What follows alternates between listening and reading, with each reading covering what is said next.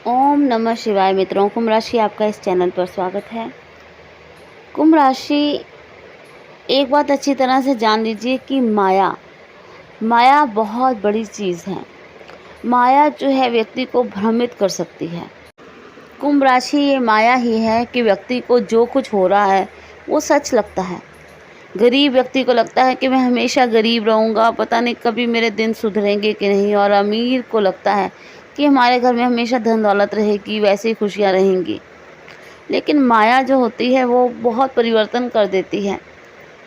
ये एक ऐसा माया जाल है, जैसे ग्रहों के जो सारा, चाहे राहु हो चाहे केतु हो, ये कैसे माया जाल फेंकते हैं कि इंसान की बुद्धि को भ्रमित कर देते हैं।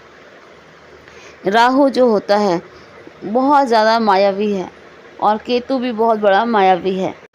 ये ग्रह जो हैं राहु और केतु इंसान की बुद्धि को भ्रमित कर देते हैं। अच्छा भला इंसान होता है और बुरे काम करने लग जाता है। लोग भी हैरान हो जाते हैं कि ये तो बिल्कुल सही था, अच्छा था, इसकी बुद्धि कैसे भ्रष्ट हो गई। राहु और केतु की महादशा में ये काम होते हैं, इंसान जो है वो उसकी बुद्धि भ्रष्ट हो जाती है। इंसान गलत गलत काम करने लग जाता है। एक बार की बात है, एक मैंने कहानी सुनी थी, तो उसमें ये कहा था कि किस तरह दो भाई थे और बड़े प्यार से रहते थे, मिलकर रहते थे। लेकिन माया ने उसके अंदर जाकर कैसे उनकी आपस में लड़ाई कराई और एक दूसरे की वो दुश्मन बन गए और एक भाई ने दूसरे भाई की हत्या कर दी। ये सब होता है, ये सब माया करके होता है कि माया व्यक्ति में प्रवेश कर जाती है और जो नहीं आपने सोचा होता वो भी हो जाता है। इंसान की जो माया है सबसे पहले पता कैसे चलती है? इंसान की जो माया है वो सबसे पहले उसके दिमाग पर कंट्रोल करती है। हम जहाँ बैठे हैं, हम जैसे हैं, हमारे दिमाग के आसपास ऑरा होता है और वो जो ऑरा होता है वो पॉजिटिव भी होता है, नेगेटिव भी हो जाता है। इसलिए जब भी कुछ बुरा करना होता है इंसान ने, तो सबसे पहले उसकी उपज जो होती है मित्रों, वो दिमाग में ही होती है। विचार आपके गलत हो जाते हैं और गलत विचार से आप ऐसी कहानी बुनने लग जाते हो, ऐसी घटना बुनने लग जाते हो कि आप सोच नहीं सकते। सिर्फ दिमाग करके शरीर के किसी अंग पर जो है वो इसका इतना इफ़ेक्ट नहीं है जितना कि इफ़ेक्ट ओनली और ओनली दिमाग पर है।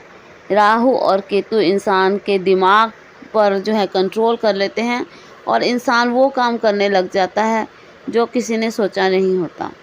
आप देखें कि बहुत अच्छे अच्छे लोग जो हैं वो गलत काम करते हैं, बहुत गलत लोग जो हैं वो साधु बन जाते हैं। ये सिर्फ दिमाग की वजह से होता है, ये सिर्फ विचार की वजह से होता है।